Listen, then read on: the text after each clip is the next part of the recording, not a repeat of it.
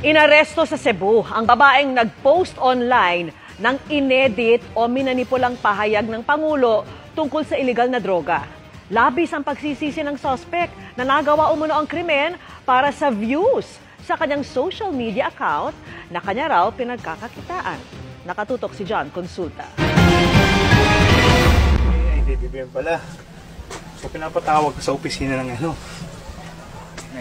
NBI para imbestigahan. Pwede i-delete ko lang, sir. Hindi, kailangan mong pumunta sa opisina talaga. Sinubukan pang magmakaawa pero tuluyang inaresto ng NBI Cebu ang babaeng ito sa Oslob dahil sa isang mapanirang post online. Kinopya at inedit raw ng 39 anyos na suspect ang post ng isang media network kaugnay sa isang pahayag ni Pangulong Bongbong Marcos para baguhin ang mensahe nito ukol sa iligal na droga. Ito yung post in question. Legal na daw ang droga bago angry face na emoji. Grabe naman ka, Marcos. Ngayon harapin mo lahat ng hamon kung makakagabalik ka pa pagkaluoy sa mga inosente. Tinrace namin with the coordination with the Office of the Director. Ayon sa NBI, nagawa raw ito ng suspect para sa views. So sa ginagawa mong ganyan, kumikita ka? Oo po, pero maliit lang po siya. One centavos dollar lang po. Minsan walang dollar.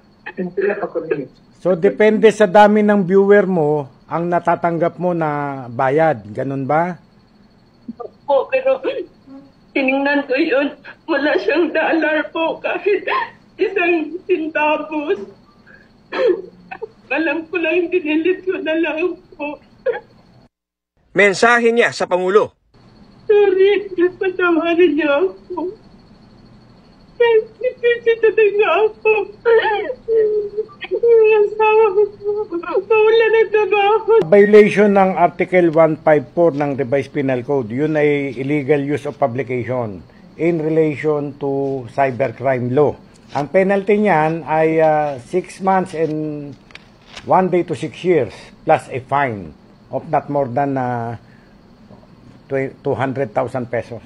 Unti-unti na kami, kumukuha kami, nakikipag-cooperate sa amin ang Facebook, nakikipag-cooperate ang TikTok.